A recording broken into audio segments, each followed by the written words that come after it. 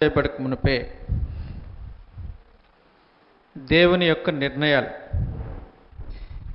మొదటగా క్రీస్తు ప్రభు యొక్క బలియాగం, అలాగే బోధ. మనుషులు ఏ సంగతులను విని రక్షింపబడాలో ఆ బోధ. జగత్తు పునాది వేయబడక మునిపే దేవుడు నిర్ణయించారు. ఆ బోధను ఎవరూ మార్చకూడదు, ఎవరూ మార్చటానికి పరమదేవుడు అనుమతించలేదు. గలతీలకు రాసినటువంటి పత్రిక మొదటి అధ్యాయం 6వ వచనంలో నుండి,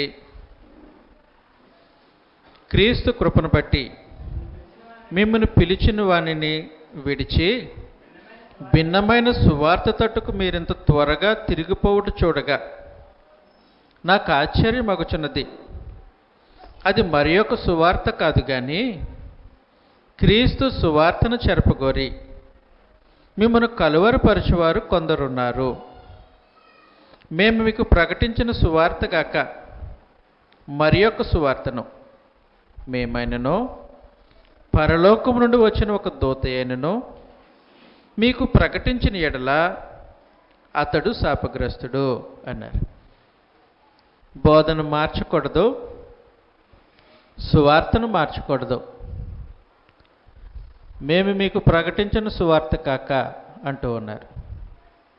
ప్రత్యేకించి అపోస్తలుడైన పౌలు మాట తెలియజేస్తూ ఉన్నాడు. అపోస్తలులకు బోధ ఎక్కడి నుంచి వచ్చింది? ఎవరు అప్పగించారు అపోస్తలులకి బోధను? ప్రభు అప్పగించారు. ప్రభుకి ఎవరిచ్చారు బోధ? తండ్రి అయిన దేవుడు అనుగ్రహించారు. తండ్రి అయిన దేవుడు ప్రభుకి అనుగ్రహిస్తే ఆ బోధను అపోస్తలులు ప్రకటన చేశారు, పరిశుద్ధాత్మతో కలిసి ప్రకటన చేశారు. మనం లాస్ట్లో అదే సంగతి మాట్లాడుకున్నాం కదా. అపోస్తలులు కూడా తమంతట తాము బోధ చేయలేదు, వారికి పరిశుద్ధాత్మ సహాయంగా పరమదేవుడు అనుగ్రహించారు. అది ఒక జాయింట్ వెంచర్. లోకంలో సువార్తను ప్రకటించడం అపోస్తలులకు అప్పగింపబడింది, జాయింట్ వెంచర్. పరిశుద్ధాత్మతో కలిసి అపోస్తలులు లోకంలో సువార్తను ప్రకటించిన తర్వాత ఈ సువార్త కాకుండా, ఈ బోధ కాకుండా మరి ఒక సువార్తనో మరి ఒక బోధనో పరలోకము నుండి దూత వచ్చి ప్రకటించిన శాపగ్రస్తుడే. అంటే బోధ స్థిరపరచబడింది,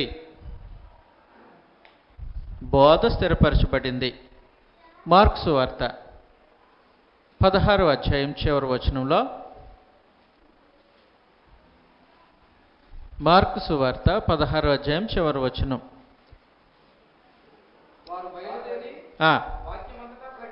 వాక్యం ప్రకటించారు. ప్రభు వారికి సహకారి అయి ఉండి వెనువెంటే జరుగుచూ వచ్చిన సూచక క్రియల వలన, కాబట్టి వాక్యము స్థిరపరిచారు. అపోస్తలులు పరిశుద్ధాత్మ కలిసి వాక్యాన్ని స్థిరపరిచేశారు. ఎప్పుడు స్థిరపరచబడింది అనంటే అపోస్తలులు తాము బ్రతుకున్న కాలంలోనే వాక్యం స్థిరపరచబడింది. అపోస్తలులు వాళ్ళు ప్రకటన చేస్తూ ఉన్నప్పుడు వాక్యం స్థిరపరచబడిందని అంటే ఇక మీదట దానికి ఏమీ కలపటానికి వీలుండదో, ఏమీ తీసివేయటానికి కూడా వీలుండదు. ఏమీ కలపటానికి తీసివేయటానికి వీలు లేకుండా వాక్యం స్థిరపరచబడిన తర్వాత వాక్యాన్ని మార్చడానికి ఎవరన్నా ప్రయత్నం చేస్తున్నారనుకోండి, సత్యానికి భిన్నమైన బోధ ఎవరన్నా చేస్తున్నారనుకోండి, ఎంత పెద్దవాళ్ళైనా, చివరికి పరలోకం నుండి దిగి వచ్చిన దూత అయినా సరే ప్రకటన చేస్తే వారు శాపగ్రస్తులు అన్నాడు. చదువుతాం మరొకసారి. గలతీ పత్రిక మొదటి అధ్యాయం, గలతీలకు రాసినటువంటి పత్రిక మొదటి అధ్యాయం 8వ వచనంలో, మేము మీకు ప్రకటించిన సువార్త కాక మరి ఒక సువార్తను మేమైనను పరలోకము నుండి వచ్చిన ఒక దూత అయినను మీకు ప్రకటించిన ఎడల శాపగ్రస్తుడు అన్నాడు. మీకు ప్రకటించిన ఎడల శాపగ్రస్తుడు అని చెప్పేశారు. ఎందుకని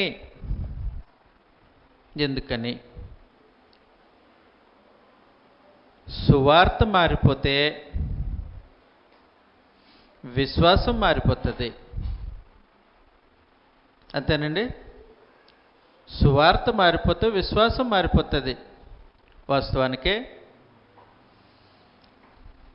చాలాసార్లు సువార్త ద్వారా ప్రభువైన యేసునందు విశ్వాసం ఉంచడం అనేది మనుషులు ఎవరికి తోచినట్లుగా వారు విశ్వాసం ఉంచడానికి దేవుడు అంగీకరించలేదు.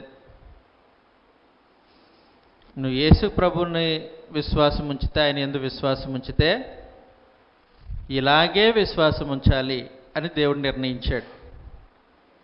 అపోస్తలుల బోధ ప్రకారంగానే యేసు ప్రభువునందు విశ్వాసం ఉంచాలి తప్ప మనుషులు తమకు తోచినట్లుగా యేసు ప్రభువునందు విశ్వాసం ఉంచడానికి వీలుండదు. ఒకసారి ఈ మాట చదువుతాం. 2వ తిమోతి పత్రిక మొదటి అధ్యాయం 13వ వచనంలో,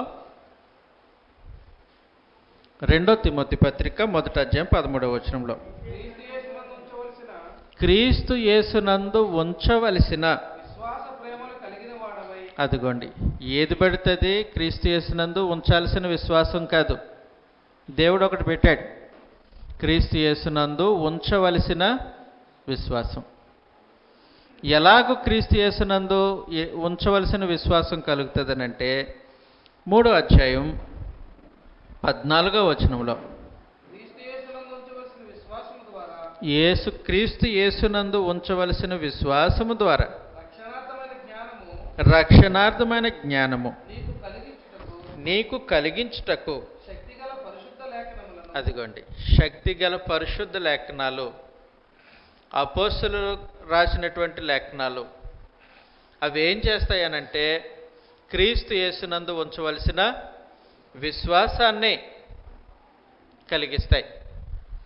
క్రీస్తు యేసునందు ఉంచవలసిన విశ్వాసాన్ని కలిగిస్తాయి. అందువలన బోధ మారిపోతే విశ్వాసం మారిపోతుంది.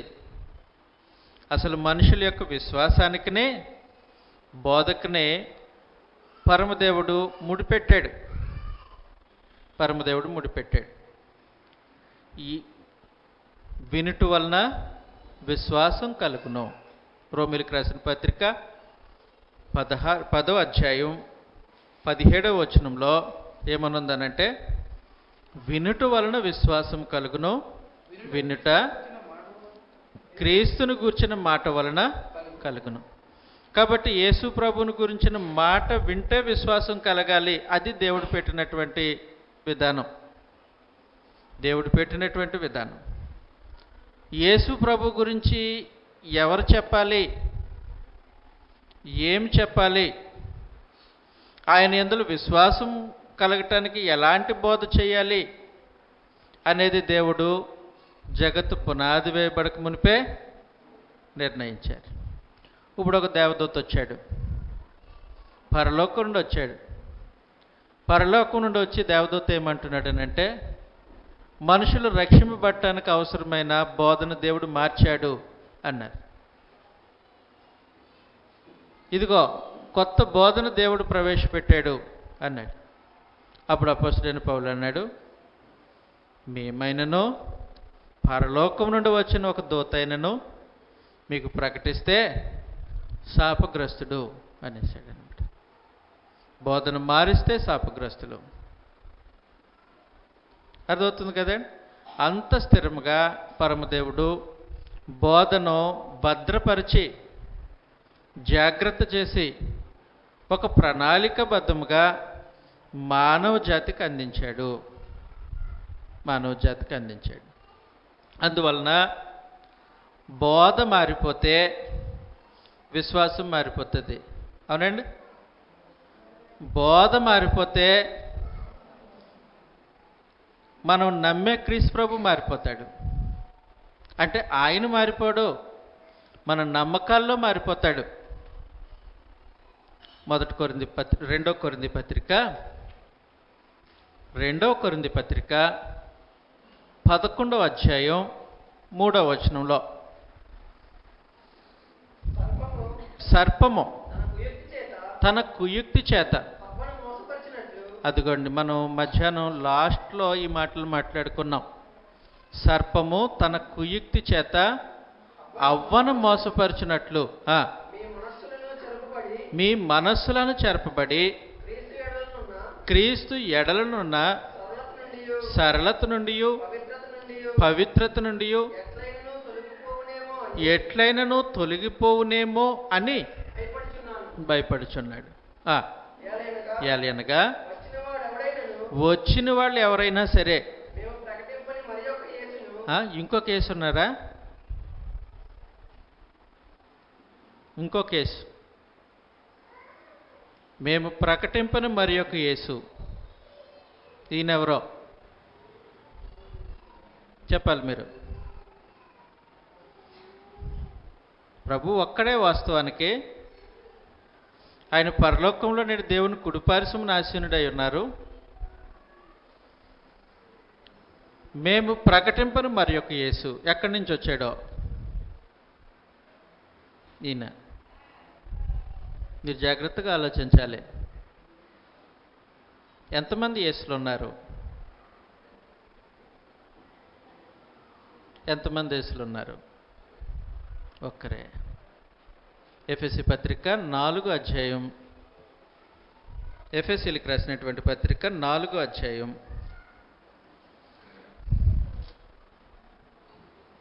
4వ వచనంలో నుండి,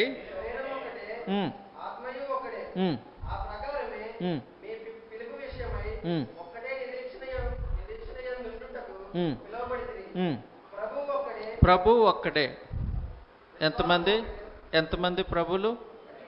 మరి ఇక్కడ ఏమంటున్నాడు? మేము ప్రకటింపని వేరొక యేసు. ఈయన ఎక్కడి నుంచి వచ్చారో జాగ్రత్తగా చూడండి, గమనించండి. బోధ మారితే మనం విశ్వసించే ప్రభు మారిపోతాడు. బోధ మారితే మన విశ్వాసం మారిపోతుంది. విశ్వాసం ఒకటే. మనుషులను రక్షించడానికి దేవుడు ప్రామాణికంగా ఎంచిన విశ్వాసం ఒకటే. బోధ వలన విశ్వాసం కలగాలి. క్రీస్తుని గురించిన మాట వలన విశ్వాసం కలగాలి. ఇప్పుడు బోధ మారిపోయింది అనుకోండి, సువార్త మారిపోయింది అనుకోండి,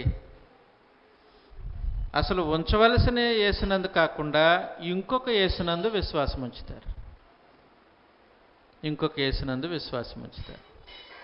అది ప్రమాదకరమైనటువంటి పరిస్థితి. అర్థమవుతుంది కదండి? కాబట్టి మేము ప్రకటింపని మరి ఒక యేసు అన్నాడు అనమాట. మేము ప్రకటింపని మరి ఒక యేసు. ఇప్పుడు యేసు ప్రభుని డూప్లికేట్ చేసేస్తే బోధ, మరి ఆ యేసు ప్రభును నమ్మినటువంటి సంఘం ఏమవుతుంది?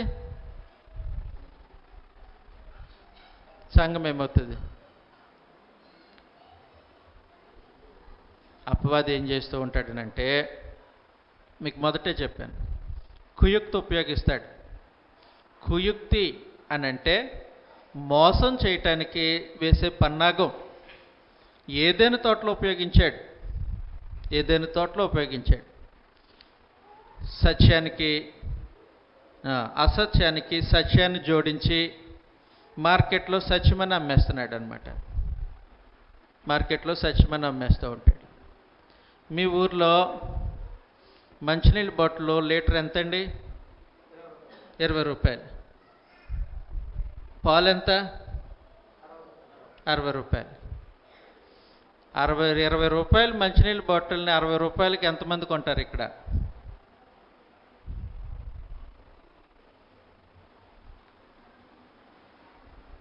నా దగ్గర 2 మంచినీళ్ళ బాటిల్ ఉంది, అది 20 రూపాయలు.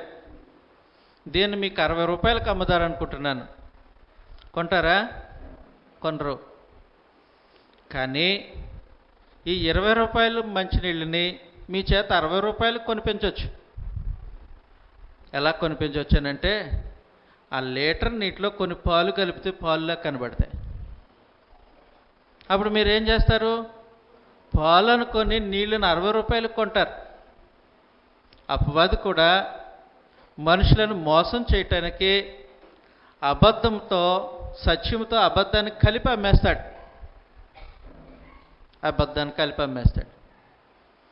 అబద్ధం నమ్మించాలి, అపోస్తలులు ప్రకటించిన యేసుని నమ్మించాలి, అపోస్తలు విశ్వాసం ఉంచిన ఇంకొక విశ్వాసాన్ని మనుషులకు కలిగించాలి. అపోస్తలు బోధ ప్రకారము కట్టబడిన సంఘం కాకుండా ఇంకొక సంఘం కట్టబడాలి. దానికోసం ఏం చేస్తాడనంటే, కొద్దిపాటి సత్యం దాని వెనక అబద్ధాన్ని కలిపి మనుషులకు బోధ చేస్తాడు. అప్పుడు ఏమైంది? అపోస్తలులు ప్రకటించని వేరొక యేసు, అపోస్తలులు ప్రకటించని వేరొక యేసు. అపోస్తలులు ప్రకటించిన యేసు ఎవరు? అపోస్తలులు ప్రకటించిన యేసు ఎవరు?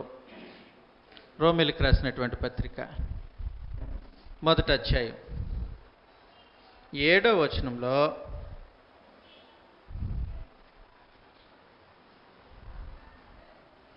రోమీయులకు రాసినటువంటి పత్రిక 1వ అధ్యాయం 7వ వచనం, అంటే 2, 7 కలిసి ఉంటాయి.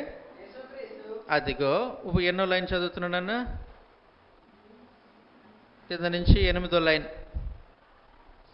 యేసుక్రీస్తు విషయమై ఆ సువార్త పరిశుద్ధ లేఖనముల యందు తన ప్రవక్తల ద్వారా ముందు వాగ్దానం చేసెను. యేసుక్రీస్తు శరీరమును బట్టి దావీదు సంతానముగాను, మృతులలో నుండి పునరుద్ధానుడైన పరిశుద్ధమైన ఆత్మను బట్టి దేవుని కుమారుడుగాను ప్రభావముతో నిరూపింపబడెను అన్నాడు. అపోస్తలులు ప్రకటించినటువంటి యేసు శరీరమును బట్టి దావీదు సంతానంలో పుట్టి మృతుల్లో నుండి లేచడాన్ని బట్టి దేవుని కుమారుడుగా ప్రభావంతో నిరూపింపబడిన యేసును అపోస్తలులు ప్రకటించారు. జాగ్రత్త గుర్తుపెట్టుకోవాలి. శరీరమును బట్టి దావీదు సంతానంలో పుట్టి మృతులలో నుండి లేపిన యేసుక్రీస్తునందు, మృతుల్లో నుండి ఆయనను లేపి ప్రభావంతో దేవుని కుమారుడుగా నిరూపింపబడిన యేసు ప్రభువును అపోస్తలులు ప్రకటించారు. 2వ తిమోతి పత్రిక 2వ అధ్యాయం 8వ వచనం. 2వ తిమోతి పత్రిక 2వ అధ్యాయం 8వ వచనంలో, అదిగోండి అపోస్తలుల యొక్క సువార్త ప్రకారం యేసెవరు? అపోస్తలులు ప్రకటించిన యేసెవరు? ఎక్కడ పుట్టి? దావీదు సంతానంలో పుట్టి మృతులలో నుండి లేచిన యేసుక్రీస్తును జ్ఞాపకం చేసుకొనండి. కాబట్టి అపోస్తలుల సువార్త ప్రకారము దావీదు సంతానంలో పుట్టిన యేసుప్రభు, మృతుల్లో నుండి లేపడాన్ని బట్టి ప్రభావంతో దేవుని కుమారుడుగా నిరూపింపబడిన యేసుప్రభు. అది అపోస్తలులు ప్రకటించినటువంటి యేసు. బోధ మారిపోయిందనుకోండి, యేసుప్రభు ఎక్కడ పుడతాడు? దావీదు సంతానంలో పుట్టాడు, ఎక్కడో పుడతారు. అర్థమవుతుంది కదండి? బోధ మారిపోయిందనుకోండి, ఎలాగ యేసుప్రభు దేవుని కుమారుడుగా నిరూపింపబడతారు? మారిపోతుంది అన్నమాట.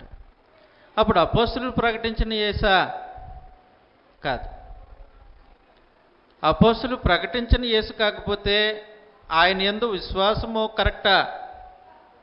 కాదు. అప్పుడు బాప్తిసం కరెక్టా? బాప్తిసం కరెక్ట్ కాకపోతే రక్షణ కరెక్టా? కాదు. కాబట్టి ఒక్క చిన్న సంగతి విషయంలో మనుషుల చేత అబద్ధాన్ని అపవాది నమ్మిస్తే మనుషులు నష్టపోతారు. అందువలన అపవాది ఏం చేస్తూ ఉంటాడనంటే సత్యాన్ని చూపిస్తే వెనక అబద్ధాన్ని నమ్మేస్తూ ఉంటాడు. అందువలన జాగ్రత్తగా పరిశీలన చేయాల్సిన అవసరం ఉంటుంది. దేవుడు ఎంతగా పరీక్షించి ఎంతగా శ్రద్ధ తీసుకొని వాక్యాన్ని మనకి అందించటానికి ప్రయాసపడ్డారో మనకు అందింపబడినటువంటి వాక్యం విషయంలో మనము కూడా అంతే శ్రద్ధగా గ్రంథాన్ని వాక్యాన్ని పరిశీలన చేయాల్సిన అవసరం ఉంది. లేకపోతే మోసపోతాం. మనం విశ్వసించే ప్రభు అపోస్తలులు ప్రకటించిన ప్రభు కాకపోతే ఇంకా రక్షణ ఉండదు. అందువల్ల చాలా జాగ్రత్తగా పరిశీలన చేయాలి. ఒక సంగతి ఏంటంటే దేవుడు ఇంత శ్రద్ధ వహించి చాలా శ్రమ పడ్డారు. ఆయన చాలా ప్రయాస సత్యాన్ని మనుషులకు అందించడంలో ఆయన పడ్డ ప్రయాస చూసాం కదా. మధ్యాహ్నం ఉదయకాలంలో సెకండ్ సెషన్లో చూసాం. ఎంతో ప్రయాస, ఎంతో శ్రద్ధ తీసుకొని దేవుడు మనుషులకు సత్యాన్ని వినిపింప చేయాలి అనుకున్న తర్వాత మనుషులు సత్యాన్ని నమ్మట్లేదనుకోండి, సత్యాన్ని నమ్మటానికి మనుషులు ఇష్టపడట్లేదనుకోండి, అలా కూడా ఉంటుందా? చెప్పాలి. మనుషులు సత్యాన్ని నమ్మటానికి ఇష్టపడిన వాళ్ళు కూడా ఉంటారా? ఉంటారు. సత్యం ప్రకటిస్తూ ఉన్న సత్యాన్ని నమ్మటానికి మనసు లేని మనుషులు ఉంటారు. చరిత్రలో అలాంటి మనిషి ఒక ఆయన ఉన్నాడు.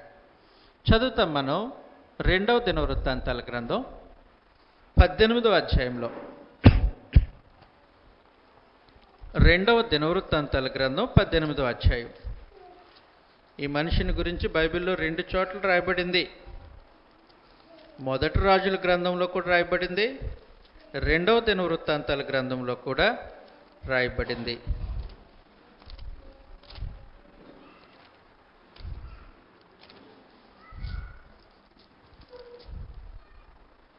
ఏది చదువుతాం? 2వ దినవృత్తాంతాల్లో సంగతిని చూస్తాం. 2వ దినవృత్తాంతాల గ్రంథం 18వ అధ్యాయం 3వ వచనంలో ఇశ్రాయేలు రాజైన ఆహాబు యోధా రాజైన యెహోషాపాతును చూచి, ఈ ఇశ్రాయేలు రాజైన ఆహాబు ఎలాంటి వాడు? ఈ ఆహాబు సత్యాన్ని నమ్మేవాడు కాదు, మోసపోయిన వ్యక్తి. ఇతని భార్య యెజబెలు. ఆమెకు సత్యం అంటే అసలు ఇష్టం ఉండదు, సత్యదేవుని ఆరాధన అంటేనే నచ్చదు. అందుకోసం ఆహాబు యెజబెలును పెళ్లి చేసుకున్నాడు. యెజబెలు దేవుని ఎరిగిన మనిషి కాదు, ఇశ్రాయేలీలు కాదు. ఆమె సిరియా సంబంధించినటువంటి దేశానికి సంబంధించిన అమ్మాయి. ఆహాబు వివాహం చేసుకున్నాడు. తన అంతస్తుకు సరిపోయింది. ఏ అంతస్తు? ఈయన రాజు కుటుంబం, ఆమె రాజు కుటుంబం. కాబట్టి ఆస్తుపాస్తులు, హోదా, లోక సంబంధమైన పలుకుబడి సమానంగా ఉంది. అందుకోసం చేసుకున్నాడు. విశ్వాసం ఒకటేనా? కాదు. వారిద్దరూ ఆరాధించే దేవుడు ఒకరేనా? కాదు. అవేం పట్టించుకోలే. లోక సంబంధమైన స్థితిగతులను చూసి వివాహం చేసుకున్నాడు. ఆ అమ్మాయి ఇప్పుడు కాపురానికి ఇంటికి వచ్చింది. ఇంటికి వస్తూ వస్తూ తమ దేశపు విగ్రహారాధన పట్టుకొచ్చింది. బయలుదేవత ఆరాధన తీసుకొచ్చింది. బయలుదేవత ఆరాధన తీసుకొచ్చి బయలుకు సంబంధించిన గుడులు కట్టించి, బలిపీఠాలు కట్టించి, బయలుదేవత ఆరాధనను ఇశ్రాయేలు ప్రజలకు నేర్పించింది. తన భర్త కూడా అలా చేసేటట్లుగా ఆమె మార్చేసింది. చదువుతాం ఈ సంగతిని మనం. మొదటి రాజుల గ్రంథం 21వ అధ్యాయం 25వ వచనంలో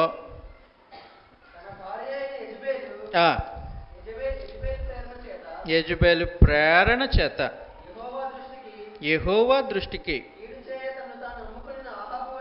కీడు చేయ తన్ను తాను అమ్ముకొనిన ఆహాబు వంటి వాడు ఎవడును లేడు. కాబట్టి తన భార్య ప్రేరేపించింది.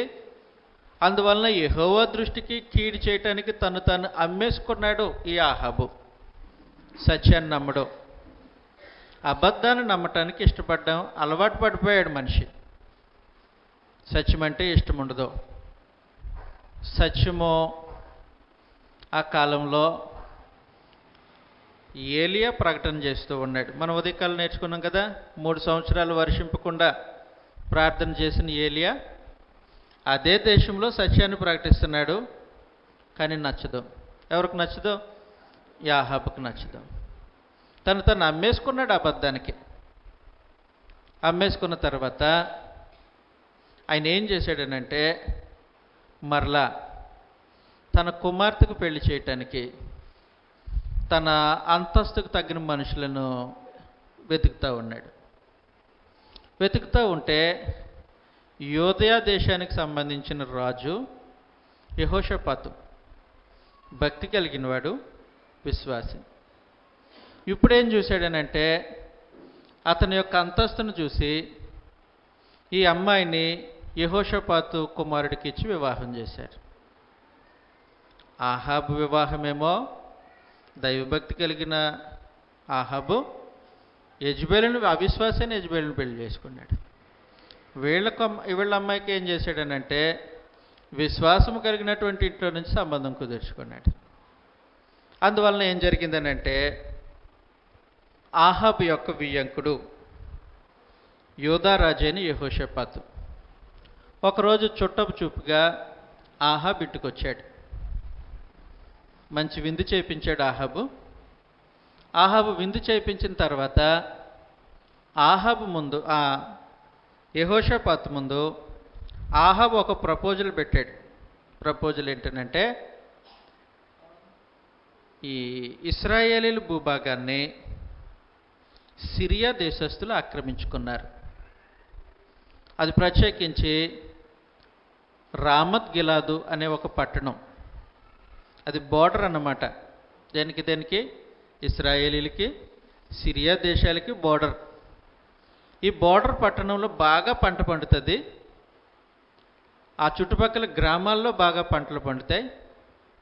కాబట్టి సిరియా వాళ్ళు ఆ పట్టణాన్ని వాళ్ళు హ్యాండ్ ఓవర్లో పెట్టుకున్నారు. ఎన్నోసార్లు యాహాబు ప్రయత్నం చేసి తిరిగి తన పట్టణాన్ని స్వాధీనం చేసుకోవటానికి ప్రయాసపడ్డాడు, కానీ అతని వల్ల కాలే. అతని బలం సరిపోలేదు, అతని సైన్యం సరిపోలేదు. ఇప్పుడు ఆయన ఇంటికి యెహోషాపాతు అని ఒక ఆయన వచ్చాడు కదా.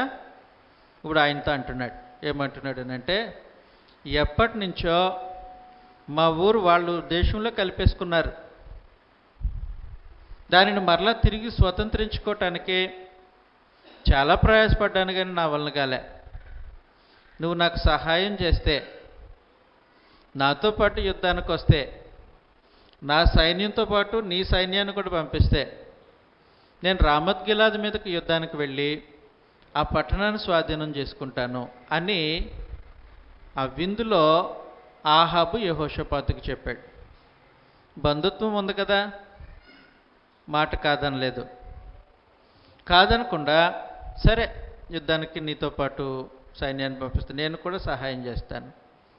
అయితే ఈ సంగతి దేవునికి అనుకూలమో కాదో ఒకసారి మనం దేవుని దగ్గర విచారణ చేద్దాం, యెహోవా దేవుని దగ్గర విచారణ చేద్దాం అన్నాడు. ఇప్పుడు చదువుతాం 2వ దినవృత్తాంతాల గ్రంథం 18వ అధ్యాయం 3వ వచనంలో నుండి. ఉమ్, యూదారాజైన యెహోషాపాతును చూచి, ఉమ్, నీవు నాతో కూడా ఉమ్, రామోత్గిలాదునకు వచ్చెదవా అని అడుగగా, ఉమ్, యెహోషాపాతు, ఉమ్, నేను నీ వాడను, ఉమ్, నా జనులు నీ జనులు, ఉమ్, మేము నీతో కూడా యుద్ధములకు వచ్చెదమని చెప్పాను. యెహోషాపాతు ఏమన్నాడంటే, నువ్వు మావాడు, మీ జనులు మా జనులు, కలిసి యుద్ధానికి వెళ్దాం అన్నాడు. మరియు యెహోషాపాతు ఇశ్రాయేలు రాజుతో, నేడు యెహోవా యొద్ద సంగతి విచారణ చేయదము రండనగా, ఇశ్రాయేలు రాజు 400 మంది ప్రవక్తలను సమకూర్చి, నేను రామత్గిలాదు మీదకి యుద్ధానికి పోవుదునా మానుదునా అని వారిని అడిగాను. అందుకు వారు, పొమ్ము, దేవుడు రాజు చేతికి దానిని అప్పగించునని చెప్పిరి. యెహోషాపాతు భక్తిపరుడని చెప్పాను కదా, విశ్వాసి. కాబట్టి ఎప్పుడైతే ఆహాబు అడిగాడో యెహోషాపాతు అన్నాడు, మనం దేవుని దగ్గర విచారణ చేద్దాం అన్నాడు. అదెంత పని, విచారణ చేద్దాంలే అని ఆహాబు ఏం చేశాడనంటే 400 మంది ప్రవక్తలను రప్పించాడు. ఎంతమంది? 400 మంది. వాళ్ళు వచ్చారు, రాజు యొక్క సముఖంలో నిలబడ్డారు. రాజా, మీరు యుద్ధానికి వెళ్ళండి, దేవుడు ఆ పట్టణాన్ని తమకు అప్పగిస్తారు అని చెప్పారు.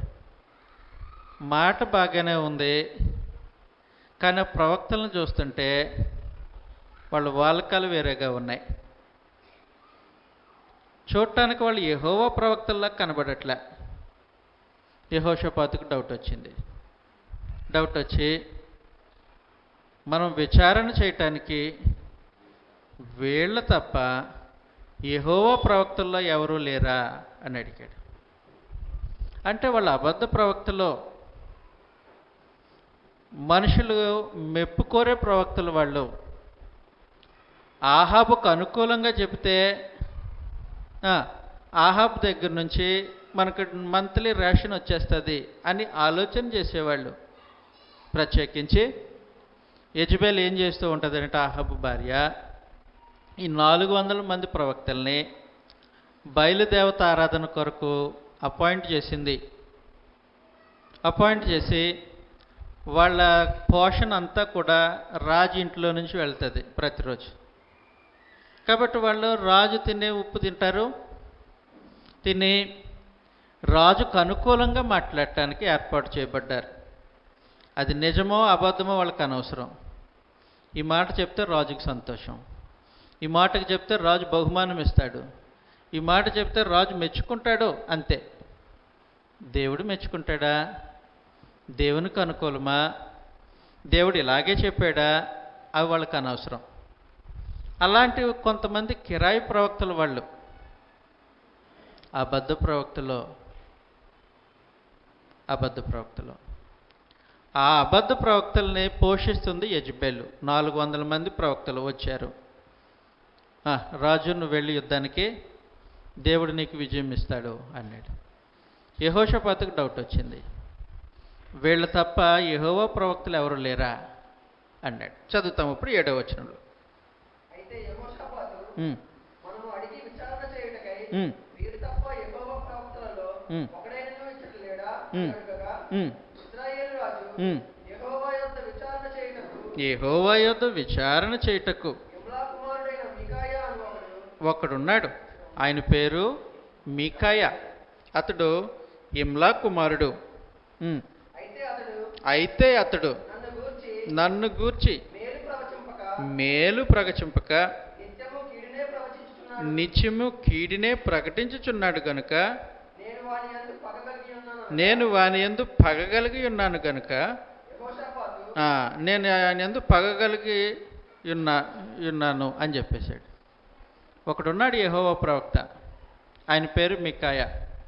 ఆ దేశం మొత్తానికి ఒక్కడే ఉన్నాడు, రాజు పట్టణంలో ఒక్కడే ఉన్నాడు యెహోవా ప్రవక్త. అయితే నాకు ఆయనకి పడదండి. రాజు ఏమంటున్నాడనంటే, ఒకడున్నాడు కానీ యెహోవా ప్రవక్త, అతనికి నాకు పడదు. ఎందుకని? అతడు ఎప్పుడూ నిజమే చెప్తాడు. సత్యాన్ని చెప్తాడు. దేవుడు ఏం బయలుపరిచాడు అది చెప్తాడు. దేవుడు ఏ సంగతిని తెలియజేశాడు అదే మాట్లాడతాడు తప్ప ఇదిగో ఈ 400 మంది మాట్లాడినట్టు నాకు ఫేవర్గా మాట్లాడు. వీళ్ళైతే చెప్తుంటే నాకు చాలా హాయిగా ఉంటుంది. నన్ను పొగడతారు, వీళ్ళు నన్ను మెచ్చుకుంటారు, నాకు మేలు కలిగేటట్టుగా వీళ్ళు చెప్తూ ఉంటారు. ఆయన వచ్చాడు అనుకోండి, ఉన్నది ఉన్నట్టుగా ముఖం మీద చెప్తాడు. ఎవరు? మీకాయ. అది నాకు నచ్చదు. ఆయన నచ్చడు. ఎందుకు నచ్చడు? ఆయన చెప్పే సంగతులు నాకు నచ్చవు కాబట్టి. సత్యం నచ్చదు నాకు, వీళ్ళు చెప్పే అబద్ధం నచ్చుతుంది కాబట్టి ఆయనకి నాకు పడదు. అందువల్ల నేను ఆయన దూరం పెడతాను. ఆయన పేరు మికాయ అన్నాడు. అప్పుడు యెహోషాపాతు ఏమన్నాడు? 8వ వచనంలో 7వ వచనంలో, యెహోషాపాతు రాజు అలాగనవద్దు. అప్పుడు ఇశ్రాయేలు రాజు తన పరివారంలోనున్న ఒకని పిలిపించి ఇమ్లా కుమారుడైన మీకాయను శీఘ్రముగా రప్పించమని ఆజ్ఞించాడు. యెహోషాపాతు అన్నాడు, అలాగనవద్దు, అసలు పిలు, ఏం మాట్లాడతాడో విందాం.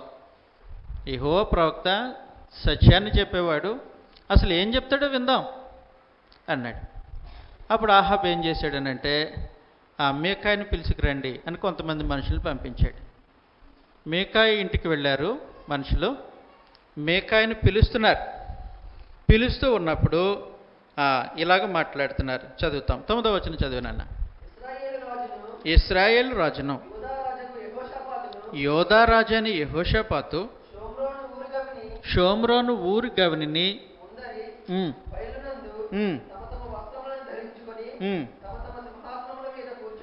ఇంకో 2 రాజులు సింహాసనాల మీద కూర్చున్నారు, నిన్ను పిలిచారు, అబ్బాయి నువ్వు రావాలి అన్నారు. సరే వస్తాను అని బయలుదేరుతున్నారు. మార్గ మధ్యలో ఏమంటున్నారనంటే వార్నింగ్ ఇస్తున్నారు. ఏమని వార్నింగ్ ఇస్తున్నారు? చదువుసాను. అదిగో అబద్ధ ప్రవక్తలు 400 మంది ఉన్నారు. వీళ్ళందరూ ఈ 2 రాజుల ముందు ప్రవచిస్తున్నారు. ఏమని ప్రవచిస్తున్నారు? అబద్ధాన్ని ప్రవచిస్తున్నారు. నువ్వు వచ్చి ఏం చేయాలనంటే వాళ్ళతో కలిసి ఆ అబద్ధాన్నే చెప్పి ఆ రాజు చేత అబద్ధం నమ్మించు, అంతేగాని ఏది సత్యమో దానిని చెప్పొద్దు అని వార్నింగ్ ఇచ్చారు. 400 ప్రవక్తలు ఏం చెప్తున్నారో వాళ్ళతో కలిసి నువ్వు చెప్పు, అంతేగాని దేవుడు ఏం ఉద్దేశించాడు ఆ సత్యం చెప్పొద్దని వార్నింగ్ ఇచ్చారు. మీకాయ వచ్చాడు.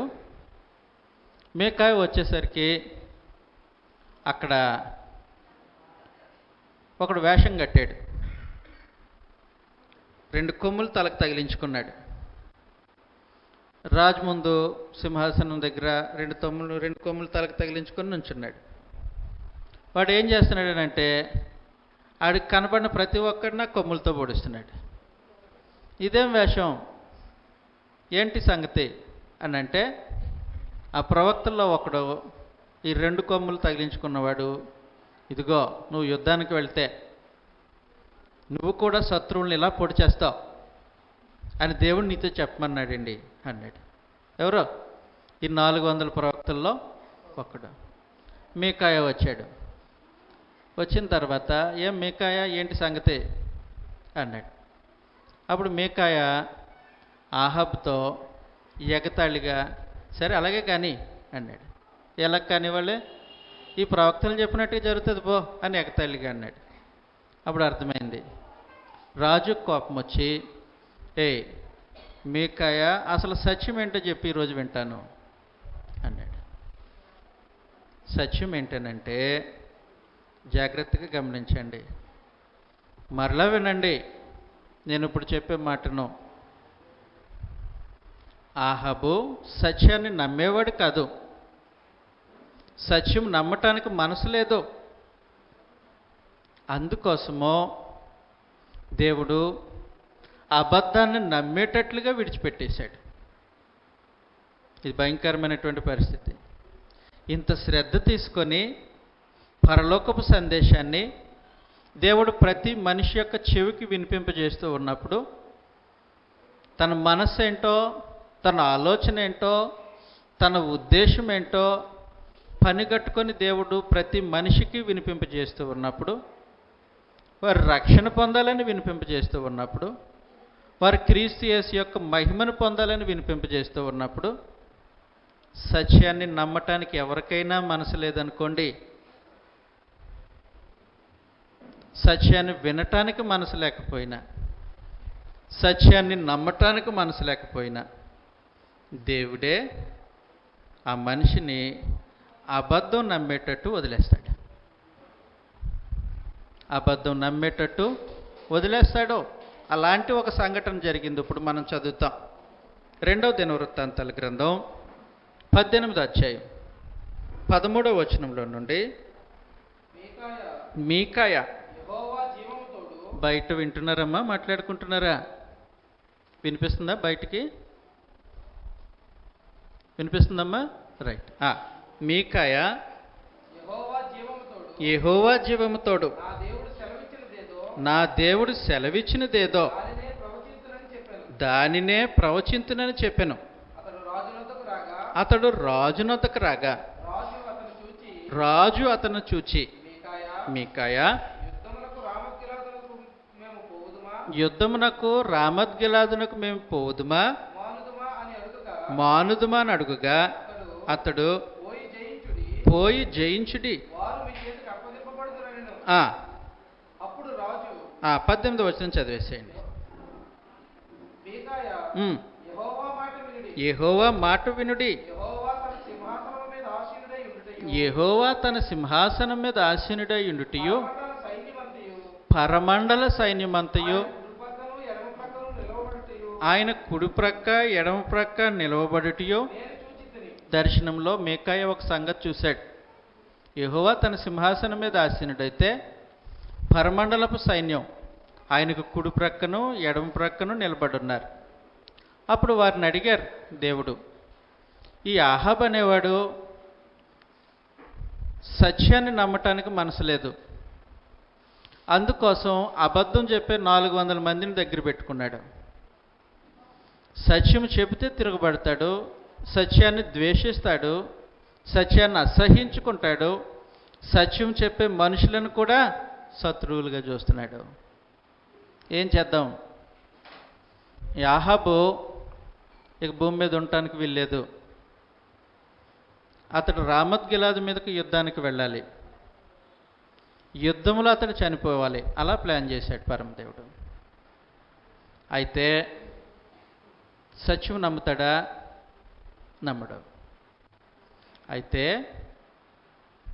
రాజు అబద్ధం నమ్మినట్లు ఆ 400 మంది ప్రవక్తల్ని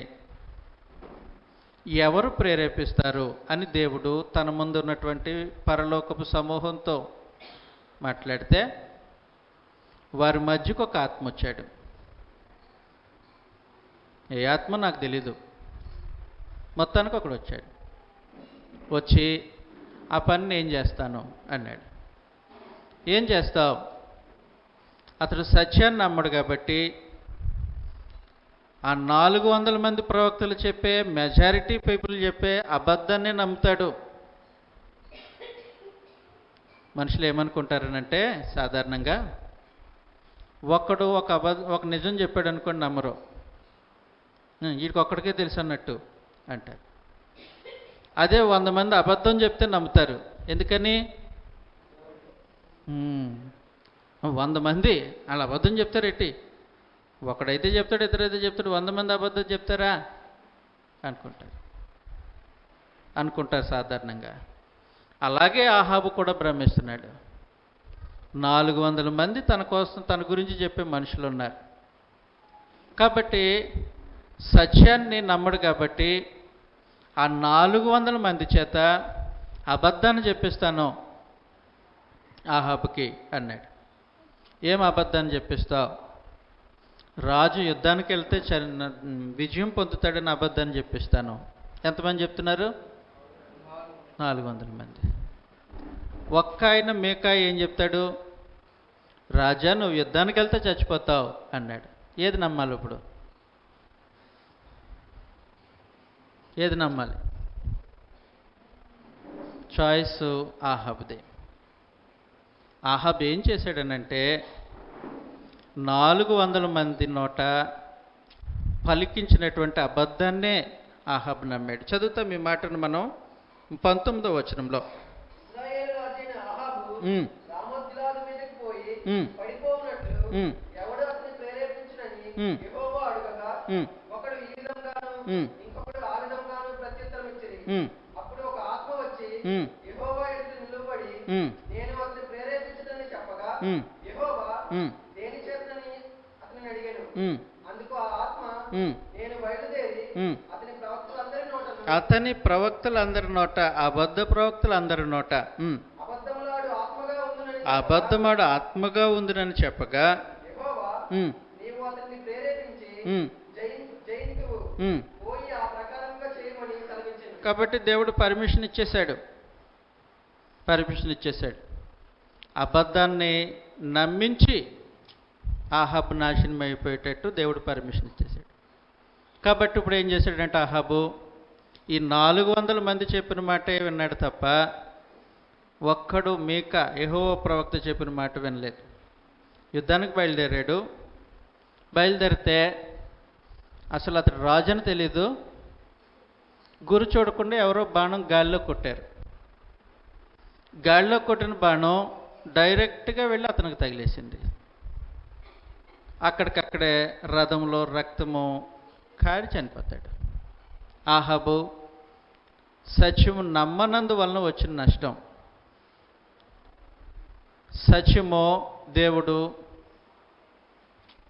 వినిపించటానికి, సత్యం మనం నమ్మేటట్లుగా ఆయన ప్రత్యేకించి అపోస్తుల బోధన ఎంచుకొని అపోస్తుల బోధను సత్యముగా మనకు వినిపింపజేస్తుంటే దాన్ని నమ్మటానికి మనసు లేదనుకోండి, ఎవరికైనా దాన్ని నమ్మటానికి మనసు లేకపోతే దేవుడు విడిచిపెట్టేసి నీకు సత్యం నమ్మడం ఇష్టం లేదు కాబట్టి అబద్ధాన్నే నమ్ము అని వదిలిపెట్టేస్తాడు. ఇది వాస్తవం. ఎందుకు అలా చేస్తారు? ఆయన ఇంత శ్రద్ధ తీసుకొని జగత్తు పునాది వేయబడక మునిపే బోధను నియమించి ఒక ప్రణాళికాబద్ధంగా ప్రభువైన యేసు చేత లోకానికి బోధన పంపించి దానిని అపోస్తులకు నేర్పించి వారి ద్వారాను పరిశుద్ధాత్మ ద్వారాను లేఖనాలను గ్రంథస్థం చేస్తే, వాక్యాన్ని గ్రంథస్థం చేస్తే ఆ సంగతులు విచారించి పరిశోధించి పరిశీలించి నమ్మటానికి ఇష్టం లేదనుకోండి మనుషులకి. సరే నీకు సత్యం నమ్మడం ఇష్టం లేదు కదా, అయితే అబద్ధాన్ని నమ్ము అని దేవుడే విడిచిపెట్టేస్తారు. పూర్వకాలం అబద్ధ ప్రవక్తలు ఉన్నట్టు అపవాది నేడు అబద్ధ బోధకులను తీసుకొని వచ్చేసాడండి. 2వ పేతురు పత్రిక 2వ అధ్యాయం 1వ వచనంలో నుండి.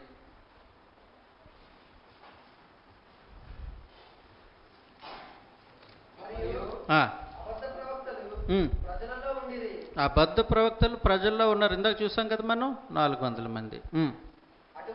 అటువలనే అది నేడు ఉన్నటువంటి పరిస్థితుల్లో అబద్ధ బోధకులు ఉంటారు. అంటే సత్యానికి భిన్నమైన బోధ చేసేవారు, అపోస్తలుల బోధ కానిదాన్ని చేసేవారు అబద్ధ బోధకులు ఉంటారు. జాగ్రత్త పడండి అంటున్నాడు. ఒకవేళ అబద్ధ బోధన మనం నమ్మితే, అబద్ధ బోధన నమ్మటానికి మనం మనసు కలిగి ఉంటే ఏం జరుగుతుంది? 2వ తెస్సలోనిక పత్రిక 2వ అధ్యాయం 9వ వచనంలో నుండి, నశించుచున్నవారు తాము రక్షింపబడుటకై అదిగోండి, సత్యాన్ని ప్రేమించే మనసు లేకపోతే సత్య విషయమైన ప్రేమను అవలంబించలేరు.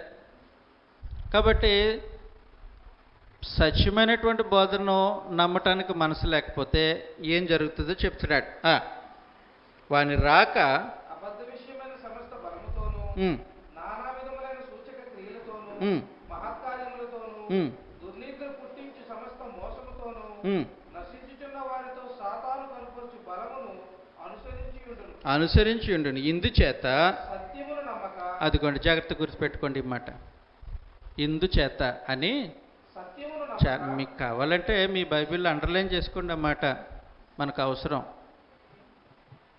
సత్యమును నమ్మక దుర్నీతి యందు అభిలాష గలవారందరూ శిక్షావిధి పొందుటకై అబద్ధమును నమ్మునట్లు మోసము చేయు శక్తిని దేవుడు వారికి పంపుచున్నాడు. అంటే అర్థమేంటి?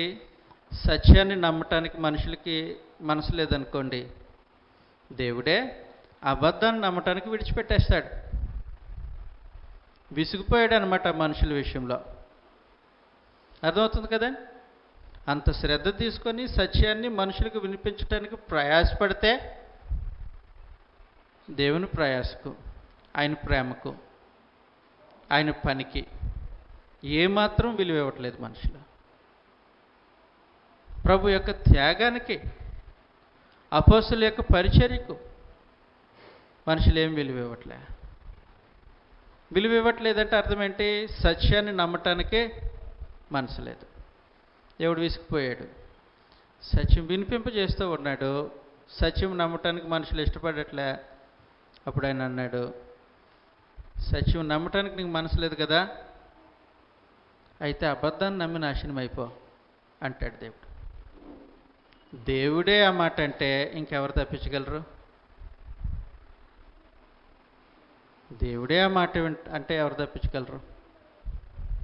అసలు రక్షించటానికి దేవుడు బోధన అప్పగించి ప్రభువైన యేసును అనుగ్రహించి జగతోత్పత్తికి ముందుగానే సంగతులన్నీ జరిగిస్తే ఆయన ఆలోచనకు కానీ, ఆయన మనసుకు కానీ, ఆయన ఉద్దేశానికి కానీ, ఆయన సంకల్పానికి కానీ, చివరికి ఆయన ప్రయాసకు కానీ మనుషులు ఏమాత్రం విలువ ఇవ్వకుండా కనీసం రోజులో 1 గంట సత్యం ఏంటో పరిశీలిద్దాం అనే మనసు కూడా లేకుండా మనుషులు బ్రతికేస్తూ ఉంటే, నీకు సత్యం అంటే ఇష్టం లేదు కదా, అపోస్తలుల బోధ అంటే ఇష్టం లేదు కదా, అయితే అబద్ధాన్ని నమ్మి నీ చావు నువ్వు చావు అంటాడు. పరందేవుడు వదిలేస్తాడు. ఒక్కసారి దేవుడు తన సందేశాన్ని, తన సత్యవాక్యాన్ని మనుషులకు వినిపింప చేయకూడదు అనుకున్నాడు అనుకోండి,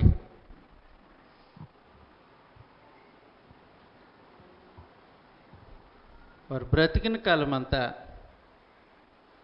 సత్యము వాళ్ళ చెవును పడదెక్క మీదట. మీరు నమ్మట్లేదా? నమ్మట్లేదు కదా? ఆమోస్ గ్రంథం 8వ అధ్యాయం 11వ వచనంలో, ఆమోస్ గ్రంథం 8వ అధ్యాయం 11వ వచనం, రాబో దినములందు దేశంలో నేను క్షేమము పుట్టింతును. క్షేమం అంటే కరువు పుట్టిస్తాడంటే దేవుడు. అది అన్నపానములు లేకపోవుట చేత కలుగు క్షేమము కాక, ఇది ఆహారం లేకపోవడం వల్ల వచ్చే కరువు కాదు, యెహోవా మాట వినకపోవడం వల్ల వచ్చే కరువు. చదవండి సార్.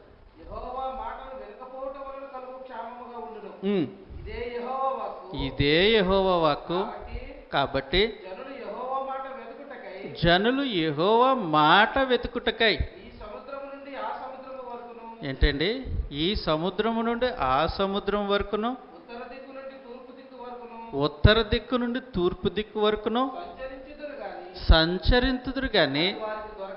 అవునా? ఒకసారి దేవుడు మనుషులకు సత్యం వినిపించకూడదు అని అనుకుంటే, ఆయన మాటను వినిపించకూడదు అని అనుకుంటే, అపోస్తలుల బోధన వినిపించకూడదు అని తీర్మానిస్తే, సముద్రం నుండి ఈ ఈ సమయం అక్కడికి వెళ్ళినా సరే దొరకదు. ఆయన విసిగిపోయాడు మనుషుల విషయంలో. సత్యమును నమ్మని వారి పట్ల ఆయన విసిగిపోయాడు. చదివేసేయండి సార్. తర్వాత ఆ దినమందు చక్కని కన్యకులను యవనులను దప్పి చేత సొమ్మసిల్లుదురు. ఏ దప్పిక ఇది? వాక్యం అనే దప్పిక. వాక్యం దొరకదు. వాక్యము పట్ల ఉన్నటువంటి తృష్ణ చేత సొమ్మసిల్లుతారు.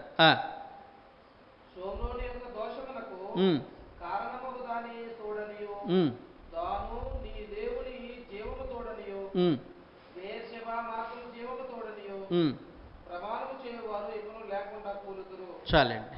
కాబట్టి సంగతి తెలియజేశాడు. అందువలన సత్యము బోధింపబడుతున్నప్పుడు, సత్యము సంత వీధుల్లో అమ్మబడుతూ ఉన్నప్పుడు, అంటే ప్రకటింపబడుతూ ఉన్నప్పుడు జాగ్రత్తగా దాన్ని పరిశీలించి సొమ్ము చేసుకోవాల్సిన అవసరం ఉంది, దాచుకోవాల్సిన అవసరం ఉంది, గ్రహించాల్సిన అవసరం ఉంది. దేవుడే పనిగట్టుకొని సత్యాన్ని మనకు వినిపింపజేస్తున్నాడు. మన మీద ప్రేమతో వినిపింపజేస్తాడు ఆయన. మనలో ఎవరు నశించిపోకుండా ఉండటానికి దీర్ఘశాంతంతో వినిపింపజేస్తున్నాడు. దేవుడు వినిపించినప్పుడు మనుషులు పట్టించుకోలేదు. ఆయన ప్రయాసను మనుషులు పట్టించుకోలేదు. ఆయన శ్రమను మనుషులు గౌరవించలేదు. అప్పుడు అంటాడు ఆయన, నువ్వు సత్యం నమ్మటానికి మనసు లేదు కదా, అయితే ఇక మీదట నీకు ఎప్పటికీ సత్యం దొరకదు. అపోస్తుల బోధ నీకు వినిపింపబడదు. సత్యమునకు భిన్నమైన బోధలను నువ్వు కొనసాగుతావు అని పరమదేవుడు ఒకసారి వదిలేశాడు అనుకో, పరిస్థితి ఎలాగుంటుంది? నేను చెప్పేది అర్థమవుతుందండి? పరిస్థితి ఎలాగుంటుంది? భయంకరంగా ఉంటుంది. ఎందుకు పరమదేవుడు ఇంతటి చర్య తీసుకుంటాడో, ఎందుకు ఇంతటి చర్య తీసుకుంటాడు ఆయన? మా సహోదరులు చాలామంది తెగ బాధపడిపోతూ ఉంటారు. ఎంత చెప్పినా విండండి, ఎంత చెప్పినా నమ్మడండి. అది మనం పడాల్సిన బాధ కాదు.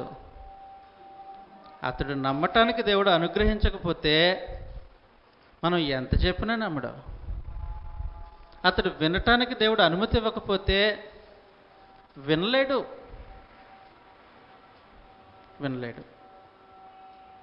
అసలు సాధ్యమయ్యే పని కాదు. ఎందుకు పరమదేవుడు తన వాక్యం విషయంలో ఇలాంటి శ్రద్ధ? చదువుతాం ఒకసారి కీర్తనల గ్రంథం.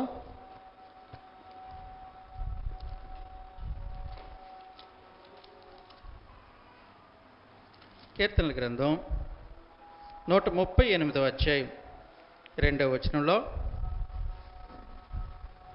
నీ పరిశుద్ధాలయము తట్టు నేను నమస్కారం చేయుచున్నాను. నీ నామం అంతటి కంటే, అదిగో దేవుడు ఏం చేశారంటే తన నామం అంతటి కంటే, నీవిచ్చిన వాక్యమును, దేవుడు తాను ఇచ్చిన వాక్యాన్ని నీవు గొప్ప చేసి ఉన్నావు. గొప్ప చేసి ఉన్నాడు. తన నామం కంటే ఆయన వాక్యం గొప్ప చేశాడు. కాబట్టి ఆయన గొప్ప చేసినటువంటి వాక్యాన్ని మనుషులు వినకుండా నిరాకరిస్తే ఆయనకి రోషం, మనుషుల మీద ఆయనకి చిరాకు వచ్చినట్టు. సత్యం నీకు అందిస్తూ ఉంటే వినటానికి మనసు లేదు కాబట్టి అబద్ధాన్ని నమ్మం, విడిచిపెట్టేస్తాడు. కాబట్టి అలాంటి పరిస్థితి ఉంది. కాబట్టి ఇక్కడున్న ప్రతి ఒక్కరము జాగ్రత్తగా పరిశీలన చేద్దాం. సత్యం విషయంలో, సత్యాన్ని నేర్చుకోవడం విషయంలో, సత్య సువార్త ప్రకారం జీవితాన్ని కట్టుకునే విషయంలో ప్రతి ఒక్కరూ ఆలోచన చేద్దాం. ఆ విషయంలో శ్రద్ధ లేకపోతే దేవుడు ఇక మీదట సందేశాన్ని, సత్యాన్ని, అపోస్తుల బోధనం వినిపించడం.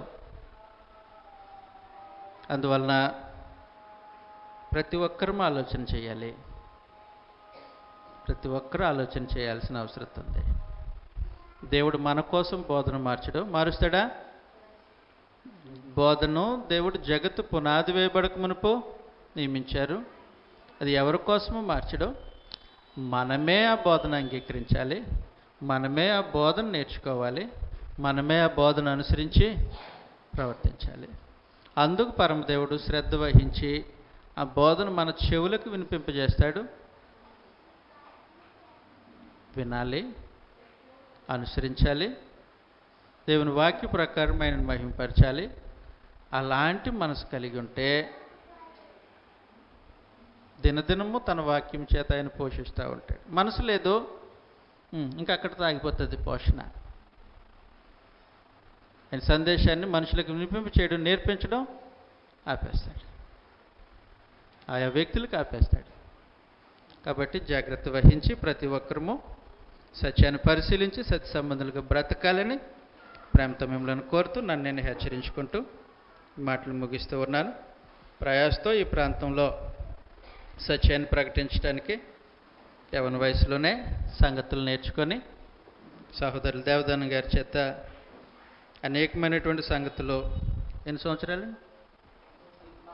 4 సంవత్సరాలు గ్రంథాన్ని ఎలా పరిశీలించాలో, చదవాలో నేర్చుకొని మీ మధ్య బోధించడానికి సహోదరులు రాజు గారు ప్రయాసపడుతున్నారు. కాబట్టి సత్య సంబంధులైనటువంటి వారు, సత్యాన్ని అనుసరించి ప్రవర్తించాలనుకునేటువంటి వారు సంప్రదించండి, వినండి. చెప్పే సంగతులు నిజంగా బైబిల్ అలాగే చెప్తుందా లేదో పరిశీలించండి, నిర్ధారణకు రండి. అది కరెక్ట్ అయితే ఖచ్చితంగా నమ్మాలి. అది కరెక్ట్ అని తెలిసిన తర్వాత కూడా నమ్మటానికి మనసు లేకపోతే ఒకసారి మన భవిష్యత్తు, రక్షణ క్వశ్చన్ మార్క్ అయిపోతుంది. కాబట్టి పరిశీలించమని మరొకసారి మీతో మనం చేస్తూ ఈ మాటలు ముగిస్తూ ఉన్నాను. అందరికీ